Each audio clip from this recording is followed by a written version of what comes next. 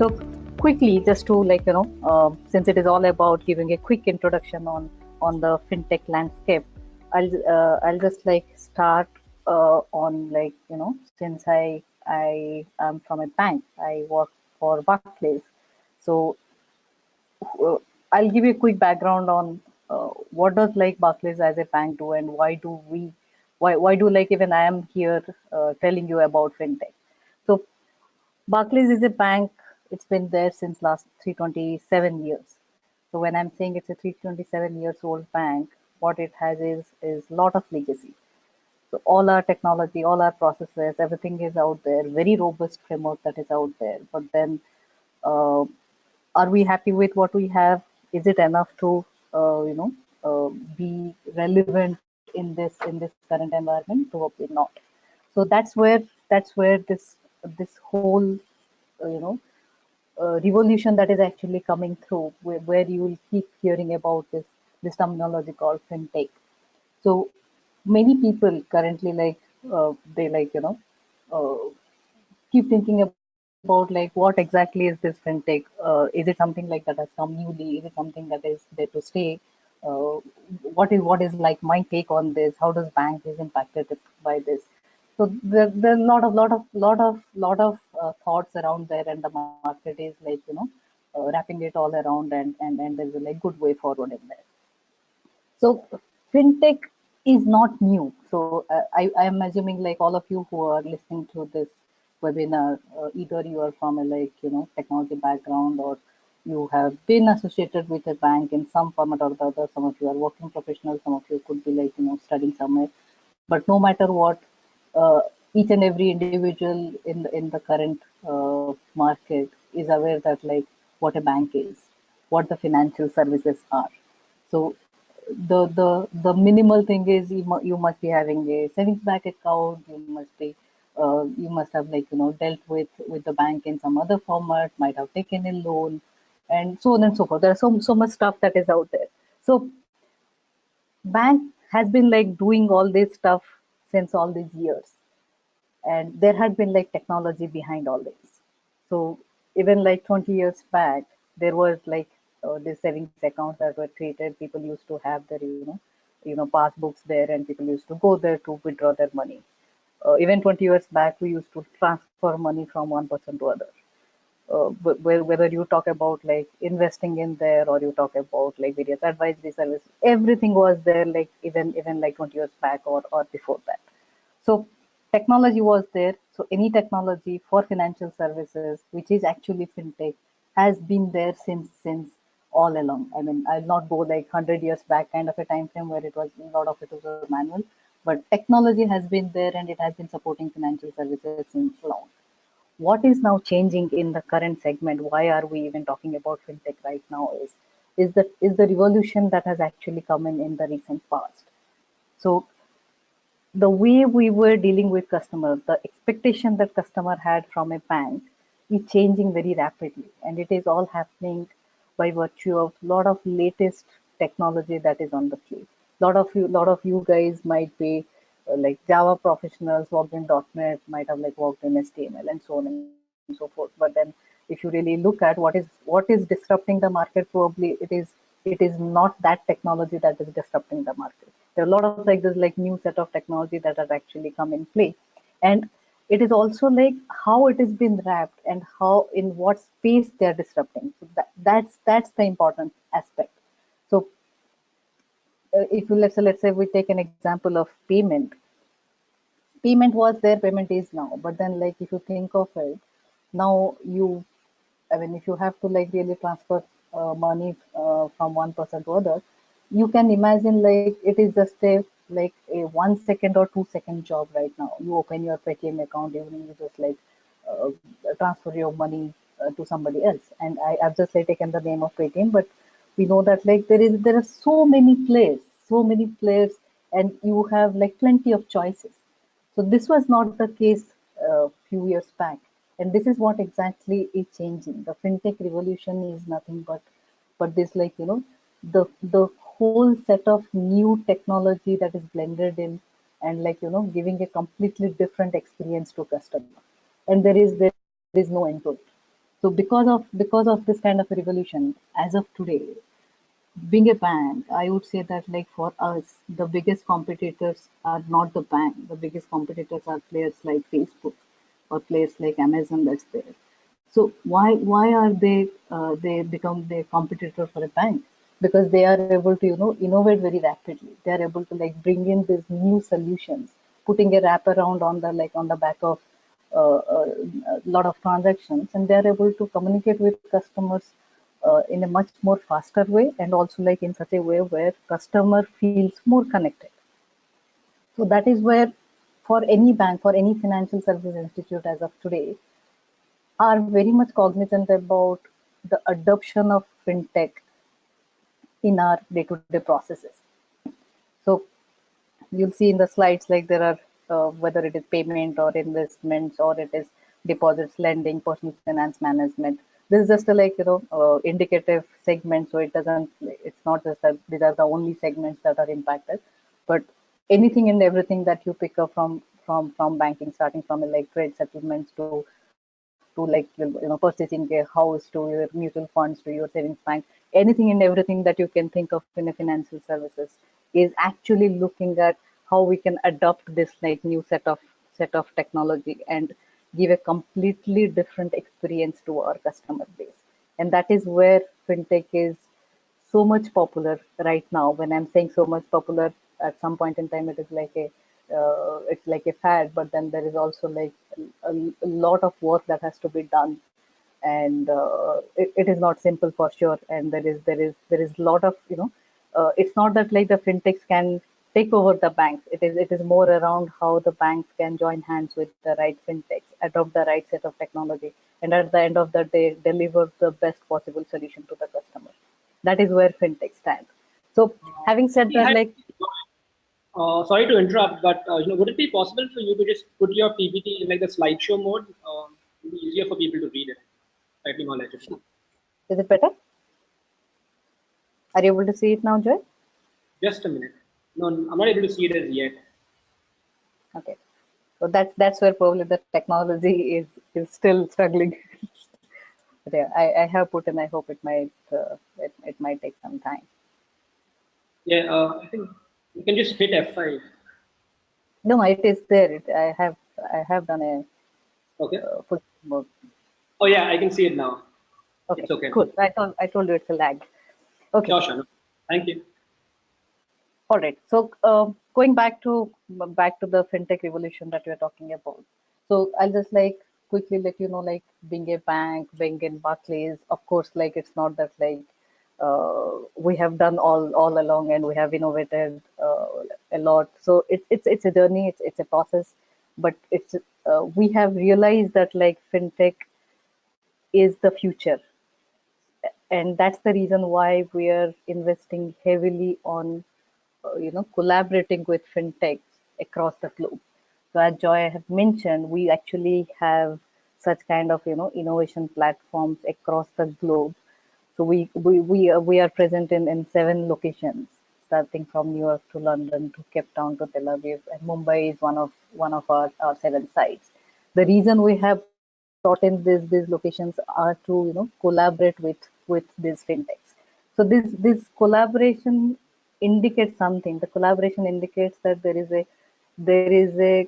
future. There is a strong interest. There is a strong intent from the banks to interact with these fintechs, these smaller companies who are coming up. And the way we actually look at uh, New York market is very mature. The kind of fintechs that are coming up are pretty mature. But when we come to India, it is in a stage where it is growing, and it is growing in a very faster pace. I mean, probably in 2017, if I'm not wrong, there are approximately 500 plus fintech companies are there, and a good percentage of that are actually able to survive for more than 2 plus years. And with the latest and the best of the policies that are coming on the board by the government, and the way all these different bodies are working towards, I'm sure like this journey is going to really be more enriching, and we'll be actually seeing that there will be many more such players. So having said that, I'll just pull up this slide where you will see like few of the fintechs.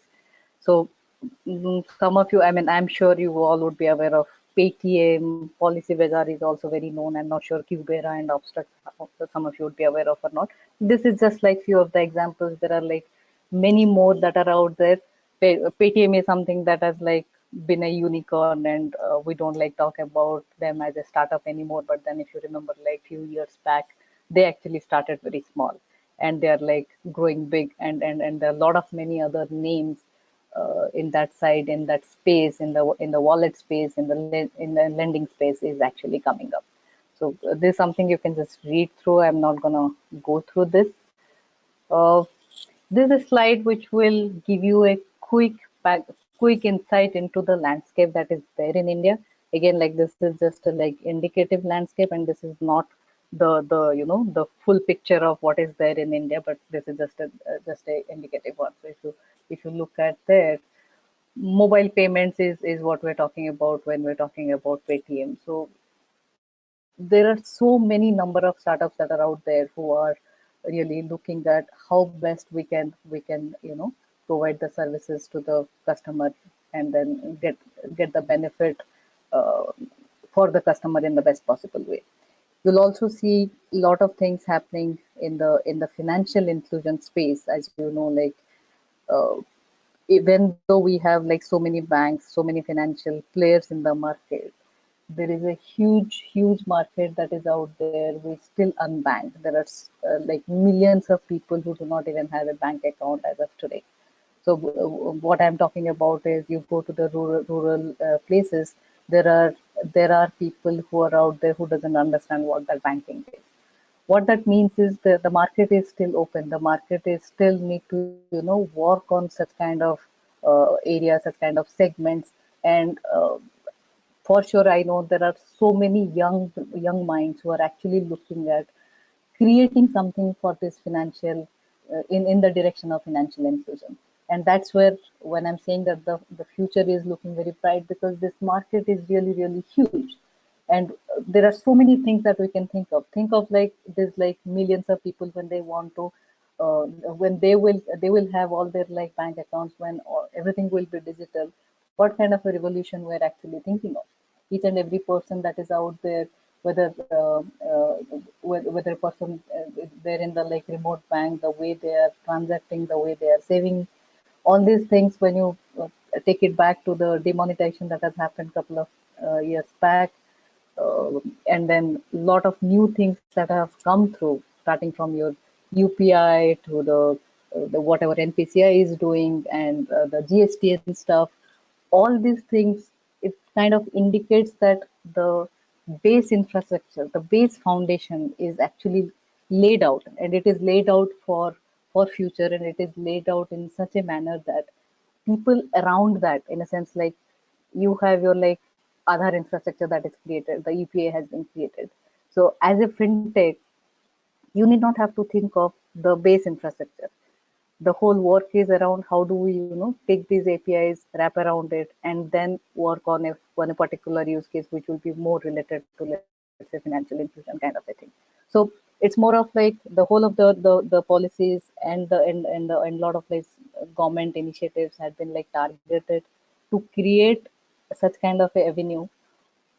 On top of it, people can actually build, whether there's like new kind of apps, website, platforms, for the benefit of customers, to give a like completely different picture to the way we bank in this country. And it's not just like in India. Similar kind of a picture is there when it comes to like the global landscape.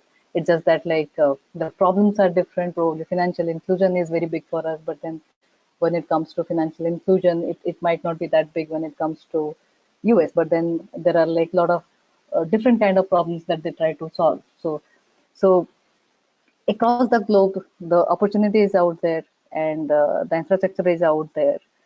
It's all about the young mass, the new people coming on board, thinking about it, putting their app around, and creating something. So if I'll not like go through the whole set of of it, but you can see like the credit score stuff that is there, remittance is there, bills recharge, card acceptance.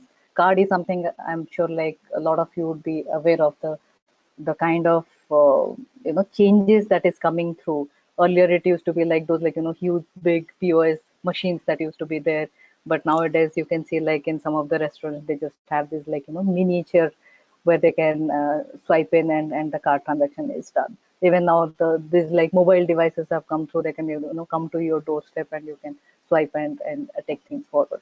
So that kind of gives a completely different landscape to the merchant ecosystem that is out there.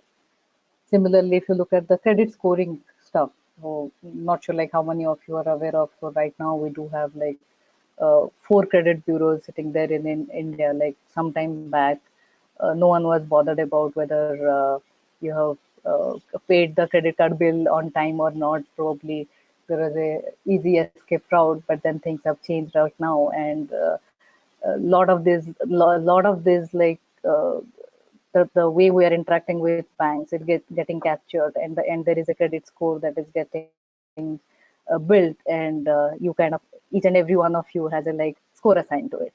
Now think of it, when everything is going digital, how important this credit score is going to be, in a sense like if a loan is getting uh, sanctioned in few minutes or like other few seconds, then of course the risk that is getting there's a lot of risk that gets generated in there. But then this kind of bodies like the credit scoring mechanism and stuff like that, they are actually creating or enabling this whole ecosystem to take it to the next level, in a sense like if I have to like give loan to a student, then and the student might not have a like the regular credibility around like a loan or anything like that. But then right now a lot of these fintechs are creating a score on the basis of a lot of other behaviors, in a sense like uh, your Facebook data or your like I mean some of the things probably I should not share, but there is like a lot of alternate data that is out there which can be used for doing a credit scoring kind of a thing. So lot of this kind of stuff is happening. I do see somebody has mentioned that, please mention it in layman's language. Okay. But yeah, I know I probably there's a lot of like banking kind of a stuff that I'm talking about, and a lot of you might not be knowing banking to that extent. So we'll see if we can like cover some of it probably as a question, or I can actually explain. So going ahead, uh, this is just a like it will give you a quick understanding of what are we talking about and how big is this industry. So if you really look at this, like $45 billion is the sector value that's going to be there by 2020, and that's huge. So that actually shows that like where the whole world is actually moving towards. The India fintech size is also like it's 2 billion. Uh, yeah, it's not just like projected for 2020. I think 2 billion as funding. It's all. I think in 2017 we already like raised almost like we did see investment of around 1.8 billion or something like that. So in nutshell, what you see here is there are lot of movements that's happening. There are a lot of money that is out there. Many people are pouring in their money on these smaller companies, the fintechs that are coming in there, primarily because of the new way of working and the new technology that they are bringing in.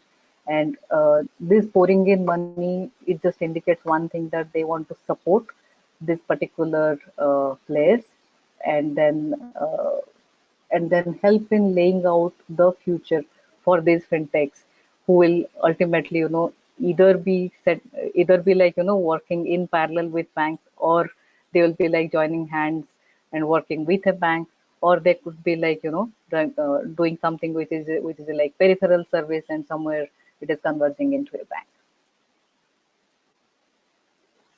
Again, the global fintech VC investments, this is again huge, and that's where like it just like indicates that how does the overall global landscape looks like and where it is moving towards. So having said all this, this there's one thing that is very clear, that fintech is here. Fintech is here to stay. Fintech is growing. There is a lot of interest from all aspects. Banks are interested. All financial institutes are interested. The VCs are interested to put in money. The students are interested to create something on their own. Government is interested to support these companies. Now, so the whole recipe is out there, but then like the biggest item that is probably missing in all this is the people who needs to really create this, or let's say like uh, if fintech startup has been set up, and in a year's time they go from 2 people to 5 people to 10 to 100. So the kind of technology that has been used in all these fintechs is very very different than what is a commodity technology in current landscape. You will see a lot of people with the Java and .NET kind of a skill set, but then is it the only technology that will help us in achieving what we want to do when you are talking about this technology revolution? So that is where we kind of see a like very strong interest, and even as a like large organization as banks, we ourselves are also looking at how do we reskill our people.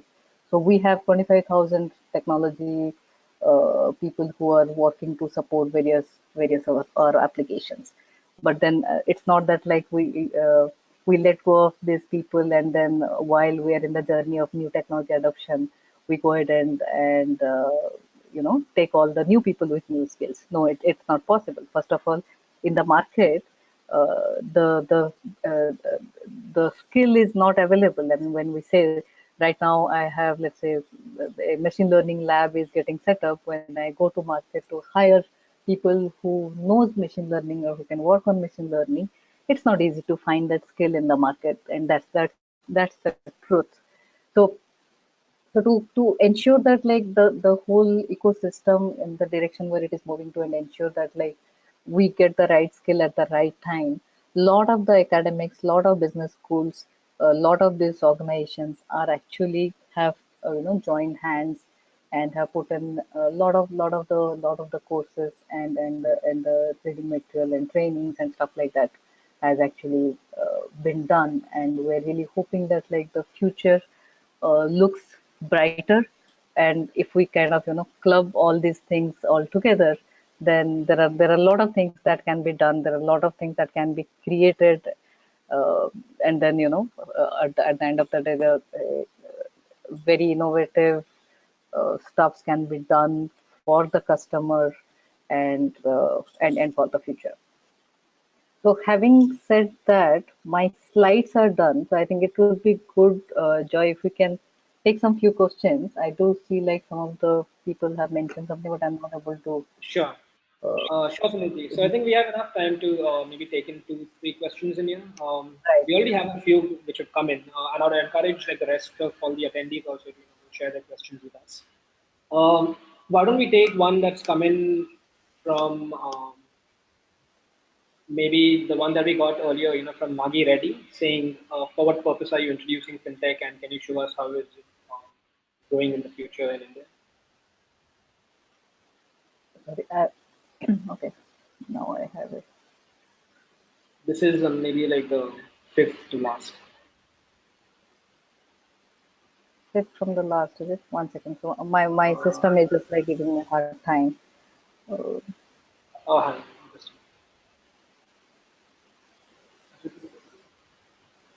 The question is, just a minute.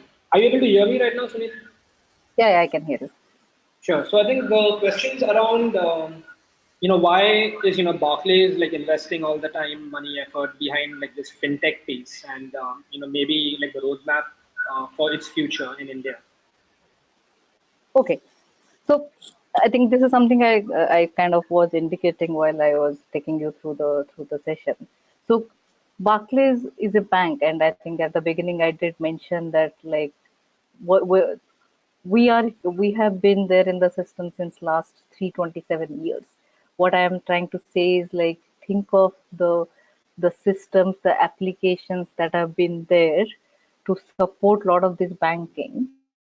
are really legacy. We are sitting on even like infrastructure and then the technology which is like even 15 years old, 20 years old. When I'm saying a 20 years old application, it means think of the technology that has been used there, how like good, bad, ugly it would be. So when I'm saying that, uh, so this is a reality that we are sitting in. When I look out the market, we have a, you can say the competition in the market is very high, and it is not just that we are competing with the banks.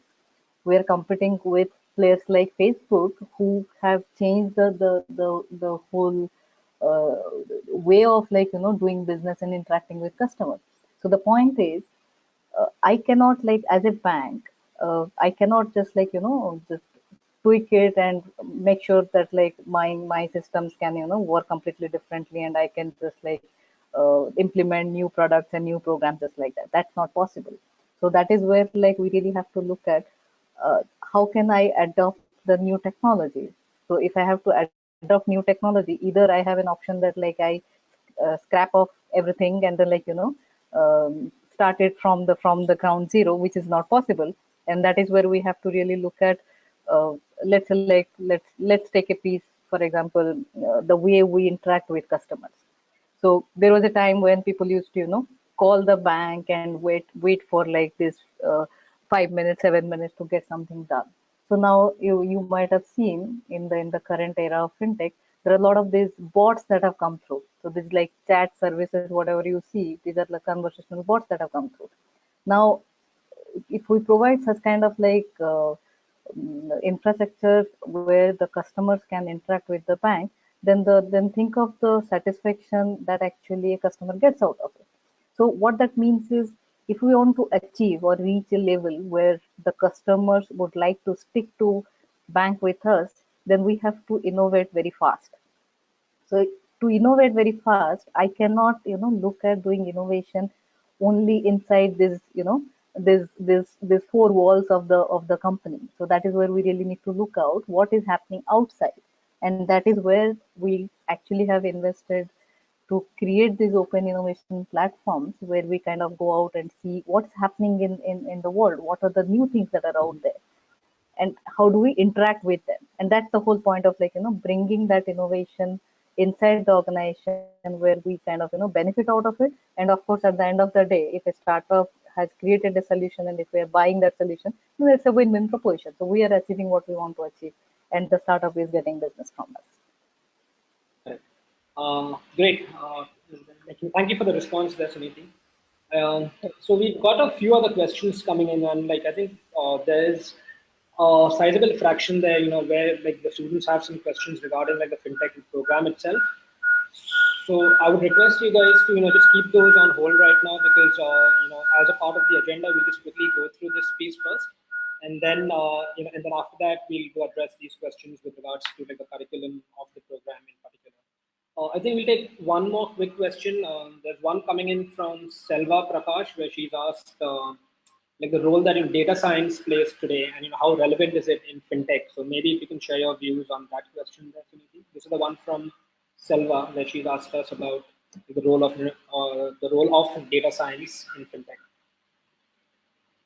Right. So that's very, it's like very close to our heart when it comes to bank. Data science is something that's very close to our heart. I mean, just to let you know, guys, data scientists are the people whom we pay the most.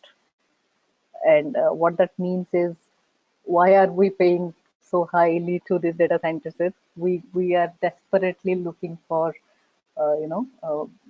bringing something out from there. When I'm saying this, being a bank, what do we have? We have been there in the industry since long. There are like so many instruments that we operate on, and if we go back and see our databases, it is full of like we are sitting on like trillions of data.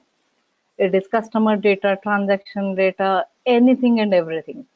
And if you if you understand a bank to some extent, and this data is coming into these banking databases from various channels, from various interactions that we have with customers on a daily basis. or like while a trade is happening or account is opening or you've taken a loan from the bank.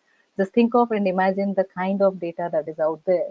And I think we all know that like data is is like gold right now, and data is something where a lot of stuff can be done. Like just think of it in that way. We are desperately looking at that, how can we create such kind of a layer so that we kind of read this data in such a way that if a customer is with me, I know a complete picture about this customer so that I can give the right kind of products and the solutions for this customer. So think of the change that can be brought in customer experience if I can have a very unified view of the customer by reading all the data that I have for that customer. This is not happening at this point in time.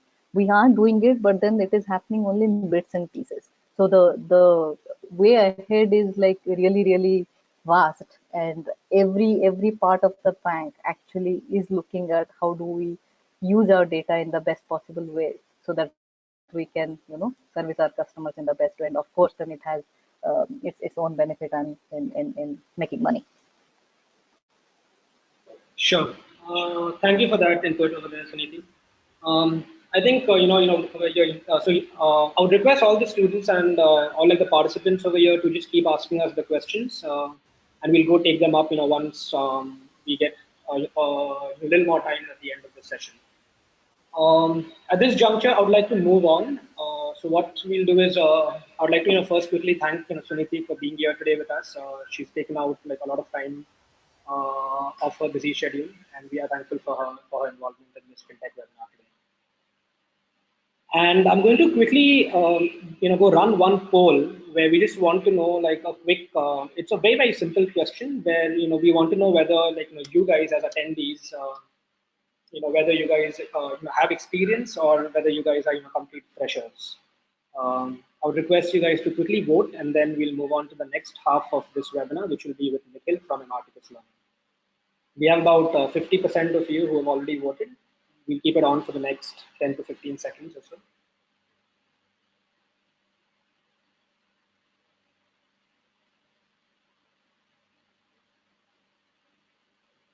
Right, we have about 60% of you who voted, 67 now. If you guys can just quickly, just go hit the radio buttons, I'll keep it open for the next 5 seconds. Right, we have about 3/4 of you who have now voted. So I'll go on with the next part and I'll close the poll. Thank you for your poll. Right. I would now like to invite Nikhil Barshikar from Imarticus Learning to give us his insights on the Imarticus Prodegrees as well as in particular to the FinTech program. At the same time, I'd request all the participants to keep asking us the questions and we'll pick up these questions at random. Thank you.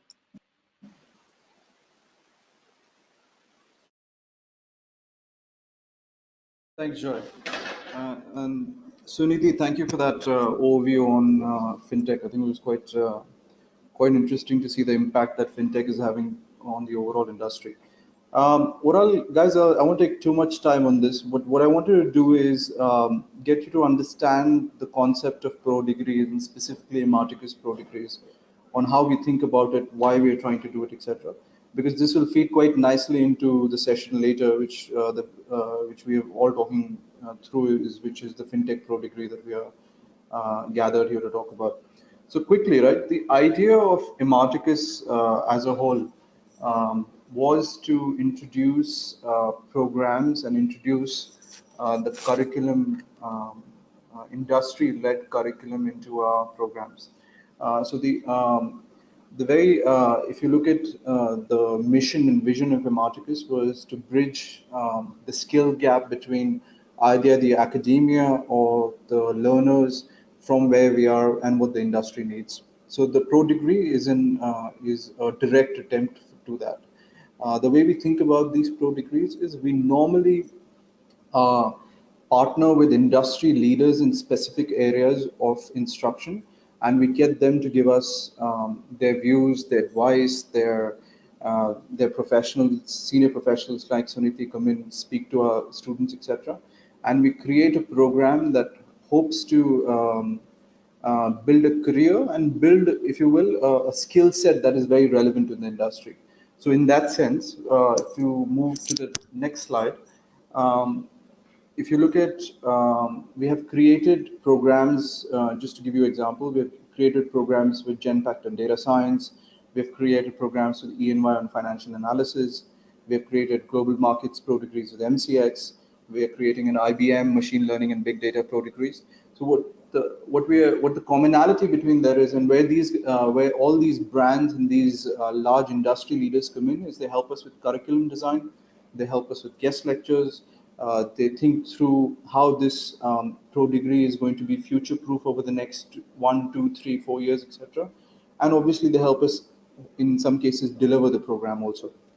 So the way I want you to think about this is that it's a program in partnership, designed for you by the industry. I want to talk a little bit now, and then I'll hand it over to Joy about the pro degree, the fintech pro degree. And Suniti, feel free to jump in. One, we are extremely excited to do this with Barclays and with Rise with Barclays. They have been at the forefront of, as Suniti mentioned earlier, that Barclays, as we all know, is a huge, huge bank.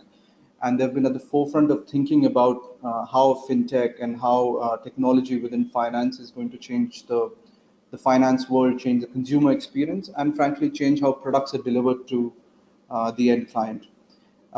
So in that sense, they are the perfect partner.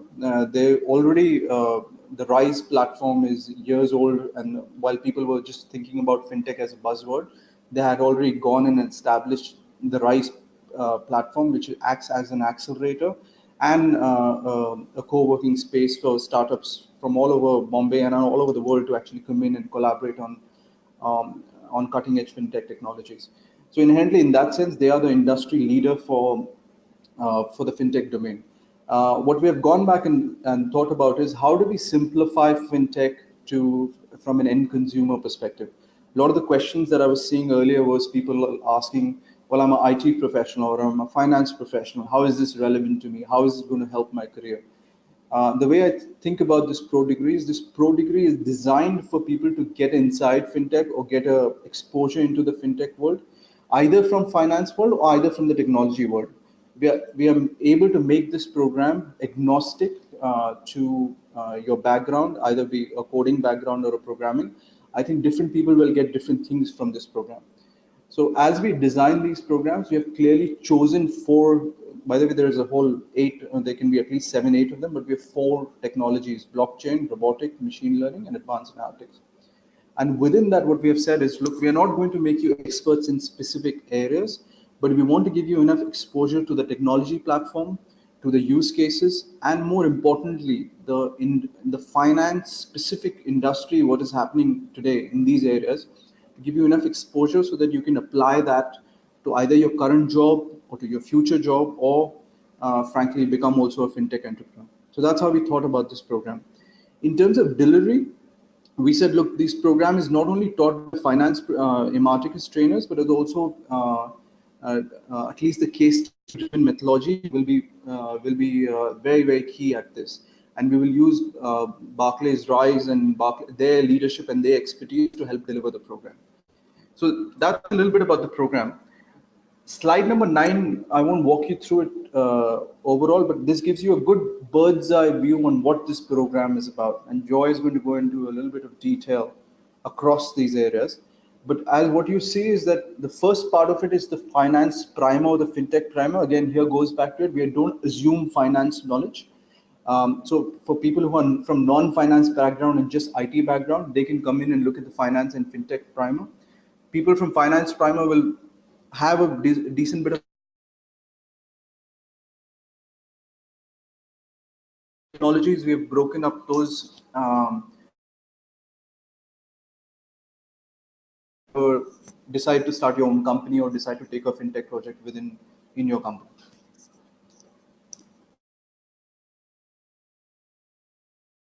Yeah, I think Joy, I'll hand it over back to you from a deep dive perspective. Sure. Sure. So I think, again, before we move into like the details of the program, we'll just open up the session for maybe one or two questions from some of our students here. If you can quickly have a look at the questions as well, if you would like to pick any one of them up. I think we've got about 30, 40 questions right now.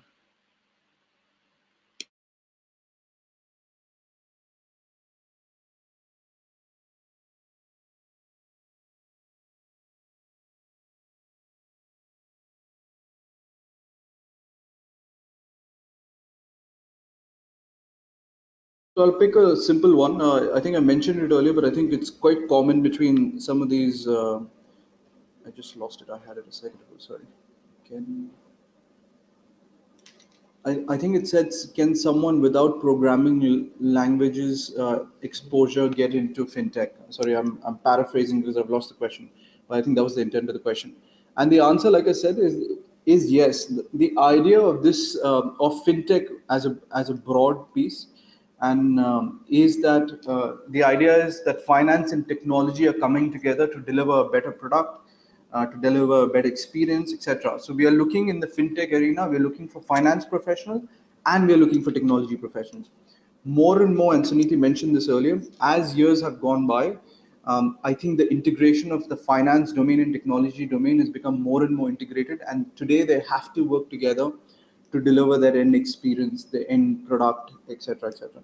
So it is absolutely imperative to get both sets of skills, finance and IT, together, and hopefully create a program or create a learning intervention that brings it together, and so that you can add more value to the end consumer end, or the end product as such.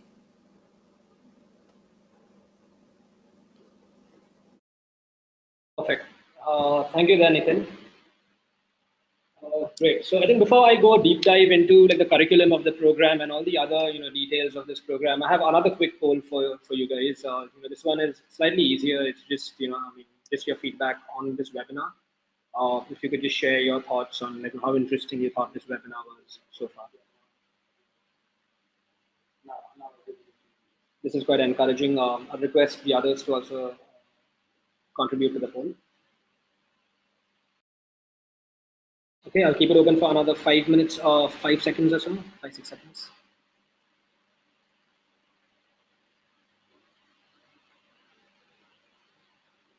All right, perfect. I'd like to thank you all for your contribution in the poll, and I'll now like to spend another maybe 5 to 10 minutes on the details of the program from the viewpoint of the curriculum, obviously, and then we'll also look at some of the other value adds that you get as a part of this fintech Prodegree. After that, of course, along the way, if you all have more questions or if you have any more specific questions with regards to this batch in particular, I'll also be happy to take those on. Right, so I'll share my screen if you're able to confirm that shortly. Just 1 minute. I think you should be able to see my screen now, like the Microsoft PowerPoint application. Right, so I'll just quickly go take you guys through what you see on your screen right now, which basically encompasses the whole curriculum that you will be going through over the next 4 months or so with us in this program. So to give you guys a sense, this obviously is a 4-month program. We only do this on the weekends because we realize that most of you guys are experienced professionals. By the way, to go share some intel from the poll we did earlier, we realized that 78% of you guys were experienced, whereas 22 were not experienced in terms of professionals. So that gives you a good sense of why we want to do these programs only on the weekends. Saturday and Sunday, so we do about 4 hours each day. To give you a sense again, that's about 8 hours per week. We do this for 16 weeks, for 14 weeks, that's about 3.5 months. And that comes up to about 120 or 115 to 120 hours of instruction that we would conduct in terms of our trainers would come on and have these classes run for you in the same environment as the ones that we are using right now. So we wouldn't use GoToWebinar, but we use another application, which is another derivation of GoToWebinar, which is called GoToTraining. GoToTraining is particularly made for online training programs like this one that we do. Right. So without much delay, I'll just quickly go hop into the this whole curriculum itself. Just 1 minute. Are you able to see my screen in the full screen mode? Because I'm getting some mixed feedback from my side here.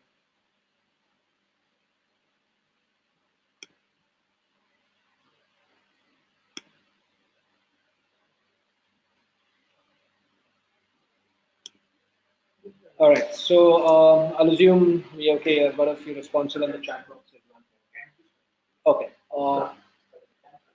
That's fine. Now, the other thing that I want to quickly take you guys through is like the curriculum, as we mentioned earlier. So, just,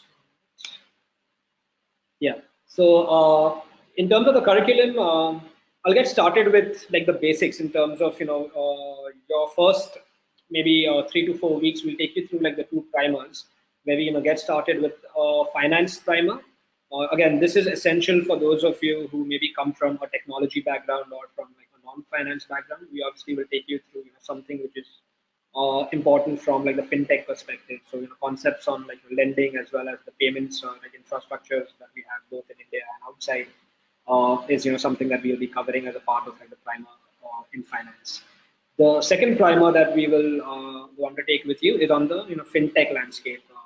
Again, to do with what's going on today in the Indian fintech market, as well as what are like a few of like, the good practices which go on in like the fintech landscape across the world. And then we move into what we call like the core piece of this program. Again, this is broken into 4 different sections, as you can see on the screen. We get started with the basics of a blockchain. Blockchain basically forms like the backbone of everything you do in the fintech space today. The whole idea of blockchain was to move away from intermediaries like banks and like other organizations and try to create an infrastructure or like an information highway which basically does not have any kind of obstacles.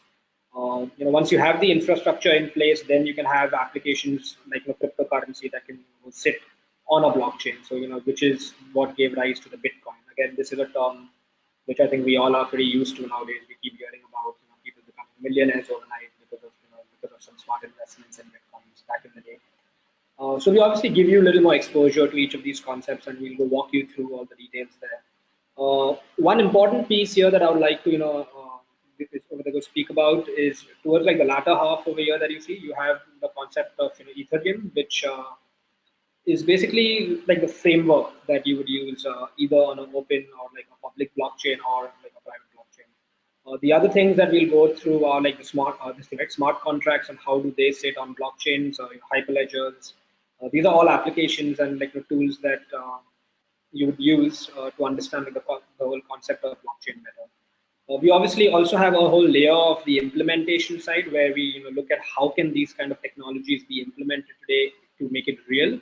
And then at the end we have this case study that we bring in from Barclays, from Rise Mumbai, and this has been co-created with them. And these case studies would help you get a more real life example on each of these concepts like blockchain, RPA, ML, as well as advanced analytics. Then again, just moving ahead from blockchain, the other part that we would spend about 25 hours on is the RPA, or like your robotics process automation. In RPA, we look at how is this different from the earlier way of of doing like these automated processes, especially for mundane like operational like roles at organizations. The tool that we use in RPA is called UiPath. It's not mentioned over here, but the UiPath is one of the applications or the tools which we use to actually go process the whole RPA examples on. So there could be other tools as well which you could use. There's another one called Blue Prism, which has got a lot of insight nowadays, and people keep talking about its applications also. But because UiPath is an open source application, we'd be using that to explain the RPA concept. Apart from UiPath, we'll also, of course, you look at different case studies. Again, these are all co-created with Barclays and Rise Mumbai. After RPA, we move on to the ML or like the machine learning part. Again, this is very like central to everything that you will do in fintech. Again, there may be questions from guys in the domain who might say that, look, I only come from like a finance background, and how will I pick up the concepts of machine learning? Again, you don't need to go worry about that too much, because we also will take you through an overview of Python, which is the application that we will use. If you see, the third and the fourth sections on ML and like advanced analytics are interlinked to a sense where you will need to know like the basics of Python across both of them. We have certain concepts of TensorFlow, Keras, which you will use as a part of the ML learning module that you have. Of course, then the fourth one is the advanced analytics piece, where we look at everything from like predictive to prescriptive analytics. Of course, descriptive and diagnostic and like analytics as well. The tool that we use here is Python. Again, this is like the tool of choice today for everything that you do in the AI and the ML landscape. As I have mentioned earlier, for blockchain and RPA, the same thing is true even for ML and advanced analytics, where at the end of each of these modules, we'll do a case study, which is along with right. I hope that gives you a sense of comfort in terms of the curriculum. At the end of this, we have a capstone project that you do, where you pick up a topic of your choice, which could be across any of these four verticals, either blockchain, RPA, ML, or advanced analytics. And after you have created, and again you'll be working in groups along with your other classmates, and then you also have the ability to basically push this out in terms of go present this to the leadership at Barclays Mumbai. Again, you don't have to be here in Mumbai. We've in fact heard this question from a few of our other candidates earlier, whether you need to travel to Mumbai to do this program. Again, just to be very clear, you do not have to travel to Mumbai to do this program. This is a 100% online program where you can do it from the comfort of your house or your office. All you need is a computer, an iPad, any kind of tablet, or a mobile phone where you can download the applications, both on the LMS side as well as the live classes. Are there any other questions with regards to the curriculum? I mean, I know there are a few of them I'm looking at right now in terms of the eligibility of the program, how much would be the CTC for freshers. Again, all these are, I wouldn't want to go into each of them individually. I think we have an excess of 50 questions now. Maybe I'll just, try to find a common thread between all the questions and just see if there's anything in common and try to answer those. One or two questions are coming around with regards to how much stats and maths do I need to know to do this program. So again, do you need to be of this thing, right? Analytical background? Yes, I think you need to, because yes, you can be from the domain, but I think both, right, banking and technology, both. The only common point there is the fact that you are analytically driven. So even so again, coming from an IT background or even from domain, I think you should be okay, because ultimately, what this is where the two of them meet. So at Fintech, and in fact in this curriculum, as you can see, we have these primers in place, exactly for that reason.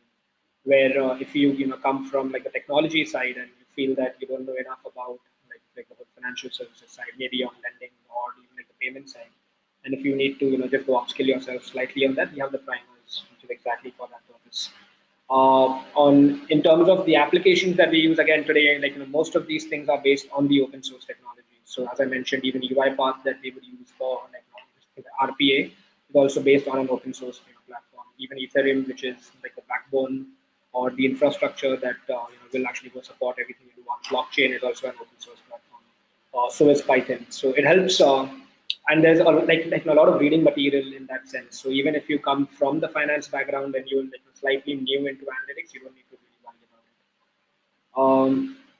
I'll move on to the next slide, which has an overview of the coverage that we'll be going through as a part of this curriculum. I think this you already get a sense of, because we've already gone through the last slide where I've taken you through the week on week breakup.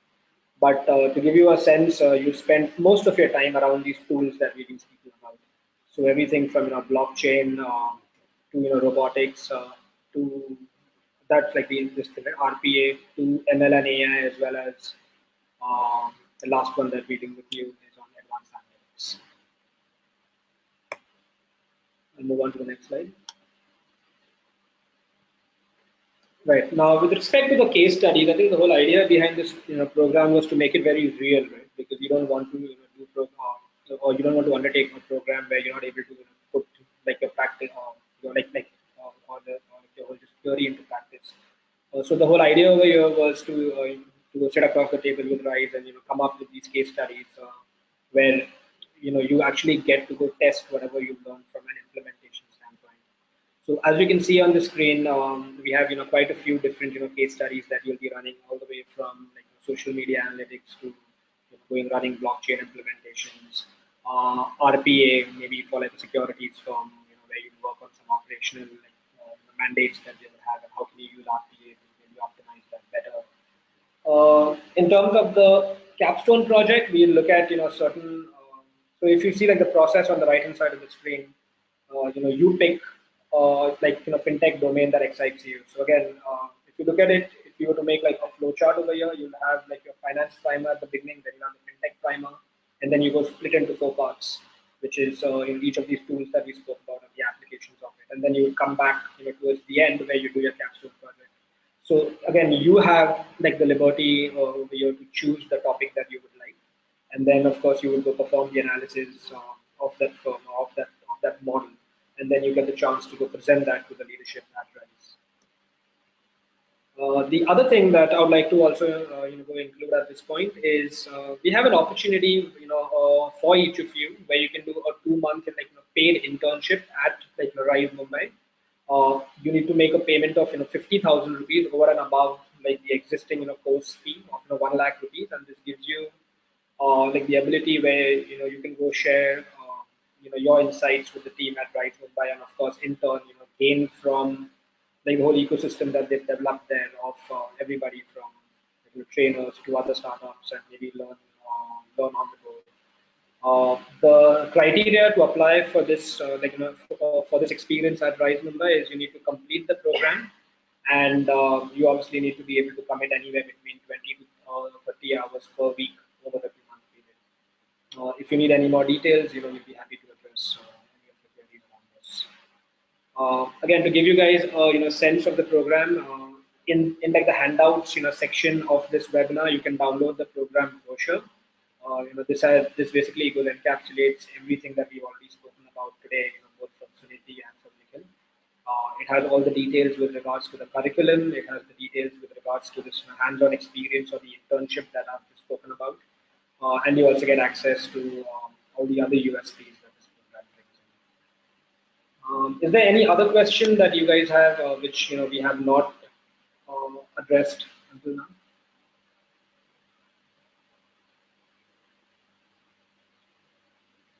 If there are any other questions, just pertaining to the program in particular, what languages will be covered in blockchain test, job guarantee from the side, how much money to invest in.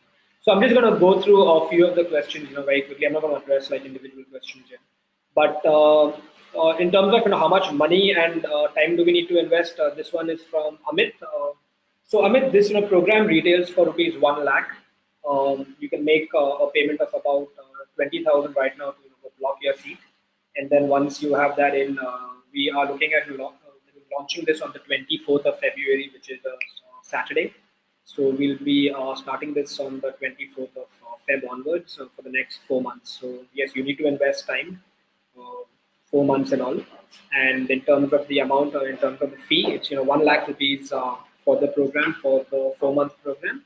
And then you have the optional internship at the end of that. So for whatever reason, if you feel that you would like to go ahead with the internship also after doing this program, you always have the ability to do that. Job guarantees from your side. I think the other question that had come up earlier also, I think from Amit only, was do we get a job at Barclays after completing the course? So I'll be very clear about this, that no, you do not get a job after completing this course at Barclays. So what they're helping us with is obviously defining the curriculum, because they understand this landscape better than most other people, especially better than us who are like academic partners. So what we've done is we've gone tied up with Rise Mumbai to define the curriculum. What is it that we would like to push out there as a part of the curriculum, and they'll also help us to go train certain elements of the curriculum. But you will not be getting a job at Barclays or Rise Mumbai at the end of this. The idea is to obviously give you guys a lot of exposure. We also will help to basically go build up your candidature in terms of we do placement. We have this concept where we help you with your career. We do like placement assistance with you, where we will do everything from look at your CV. We'll help you with certain points on your resume building. We obviously will conduct these mock interviews with you as well, to give you a sense of what is it that you might experience in an interview for a role on fintech. I think because fintech as an industry or like function is very nascent, right? So you wouldn't have that much exposure to say that what are the kind of questions that may come your way. if you go compare it to something like marketing or sales or the role or HR, you know exactly what kind of questions might come your way. But in particular, because this industry is so nascent and so new, it might make sense for you to be a part of these courses. Also, for like the career assistance that we provide. Mayank has a question saying, for people who stay far away, can they attend the program online? Yeah, so we are, Mayank, I'm in fact happy you have asked this question, because let me just go set it, over there into perspective for all of you. This is an online program, which means you do not need to travel anywhere. I mentioned this earlier as well. You can do the entire program from your house. All you need is like a laptop or a tablet or a smartphone. You basically again, we would use tools and like platforms exactly like this, where instead of me, there will be a trainer, and instead of you only being able to see yourself, you'll be able to see all your classmates together. The platform that we use is called GoTo Training. You can feel free to also hop on to Google after this session's over and just get to know a little bit about what GoTo Training is. So I hope that answers your question then, Mayank. Sabaresh has asked whether can you avail any education loans for this program. Yeah, Sabaresh, we have a few installment plans for this. We've also actually tied up with a few partners to actually avail loans for you, which are again interest-free loans. So there's no, I mean, it's just the entire amount, 1 lakh rupees that would be divided by say 12 months, and 8,300 rupees every month. If you could just get in touch with your sales representative, or if you can go drop us an email, then I'll be happy to go take that conversation forward with you separately. Arvind has a question on the placement assistance. I hope I've made myself clear with that you will not be getting a job at Barclays at the end of this, but we will assist you to basically just go spruce up everything in terms of what's needed for you to get the job, all the way to the interview, and as well as the mock interviews that we conduct with you. And we'll also help to just go through your CV and your resume just to make it more fintech friendly. Right? Any other questions from any of you guys? Thanks, Amit, for that. Placement assistance for the program. What are the job prospects? I'm from Bangalore, so I'd like to go for internship after completion.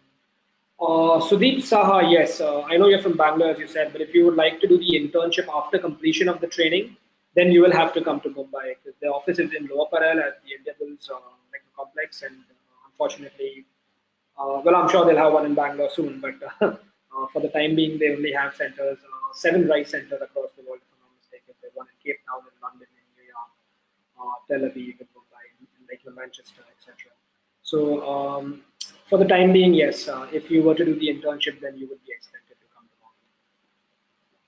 Mumbai. Sessions will be recorded. Parul Chaturvedi, yes, all these sessions that we do with you will also be recorded. So for whatever reason, if you are say unable to attend one particular class, unlike a physical classroom where you obviously lost that class, here you have the access to again get that, or you can go watch the videos on YouTube, where the whole class would be recorded and we upload it into YouTube with a private setting, or a privacy setting where only you get access to it, so you can't share it with anybody else.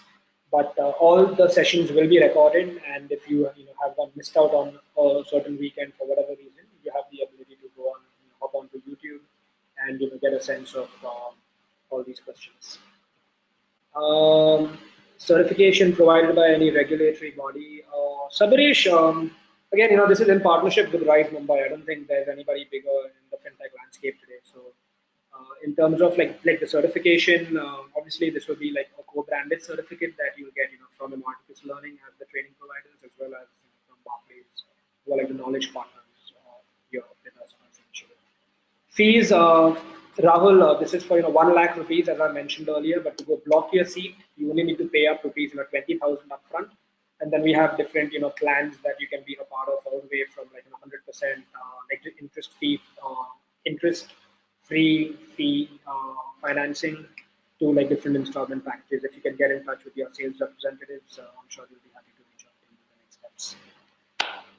Eligibility criteria for the program, Shweta Krishna, no, we don't have any form of eligibility criteria for the program, but we do have the eligibility criteria for the internship that you would like to do after the program.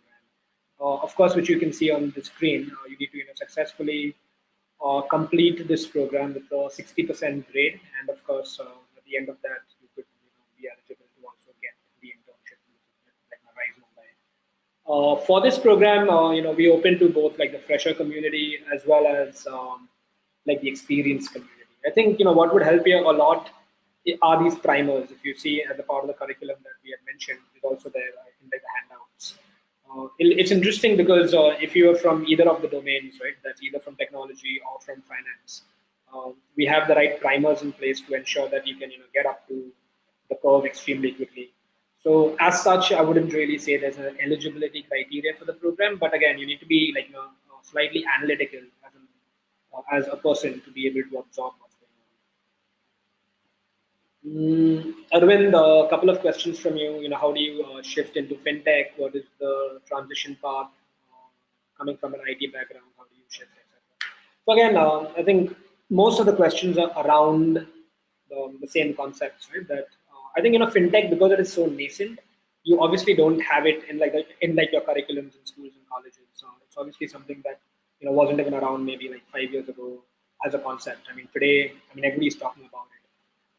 Which obviously means that you have to move out of an existing, legacy-based like domain into fintech. So you'll either move, ideally from finance or from technology. So, in your case, Arvind, if you already come from an IT background, I think concepts like machine learning or advanced analytics will be like a cakewalk for you. I think for you, the focus would be more on trying to grasp on to like the domain concepts, which would go revolve around things like finance and like lending and the payments infrastructure. Right. There are quite a few questions. I know we're running out of time. We already shot up a few minutes here and there. How many years of experience? Age limit? No, there's no age limit, Rahul. We've got people from different age groups. No problem there. Right. So education loan, all the details. So we'll give you all these details, right, Rahul? I'm just going to go quickly, put up one poll, which is if any of you guys are interested in this program, and in case you would like an Imarticus representative to reach out to you. Of course, we can keep having this dialogue, but I know that we already like short on time. I would request you guys to maybe just give us your inputs, and if you would like, somebody from our team to reach out to you with the next steps on how we can do this program, or if you have any queries around like the curriculum or like any of the or any of like the mechanics of the program. I'll be happy to get somebody from my team to reach out to you. And alternatively, if you would like to go continue this conversation with me personally, I'll be happy to get on a phone call with each of you individually. I think we've got half of you guys have already voted. If I can ask the others to also quickly put their thoughts in. The question that we're voting on is whether you would want an Imarticus representative to reach out to you to give you more details about the ongoing program. To give you a sense, again, we are launching like our new batch on the 24th of Feb, which is in the next 2 weeks or so, 2 to 3 weeks. So I think that gives you a good runway to also go prepare yourselves in the background, should you wish to do this program with us. Right, I have all the votes I need in, so I'll close this poll. And I would like to thank each of you for being a part of this webinar today. I'd like to thank Suniti once again, who has spent quite a lot of her time today with us. I'd also like to quickly thank Nikhil from the Imarticus Learning team, who was also here with us on the webinar earlier. And I'd like to thank all 120 plus of you who have made it to the as attendees for the webinar today. I know there are a few questions which are still unanswered. We will try our best to reach out to you, all of you guys individually. But in the meanwhile, we'll see if we can get back to you guys via our representatives, who of course 2/3 of you have asked for it. So we'll get somebody from our team to reach out to you. Should any of you feel that or at least want to say reach out to us, I'm just going to go drop an email ID in the chat box for all of you. It's called elearning@imarticus.com. I've just put it in the chat box. If you can just go send out an email there to with regards to any of your queries about this webinar or about this program in particular, then I'll make sure that I personally respond to each of your emails maybe in the next day or so. So if you can just go drop a note with regards to your questions, I'll be happy to get back to you. Rahul, yeah, this is Joy Parekh, and I am like the program manager at Imarticus Learning for this fintech program. So that's to answer your question. Thanks a lot for that, Sabaresh, Arun, Rahul, and Ajay. Okay, so with that, I would like to I'd like to go thank you guys for being part of this, and we look forward to hosting you at our inaugural fintech program, which will launch on the 24th. Thank you all.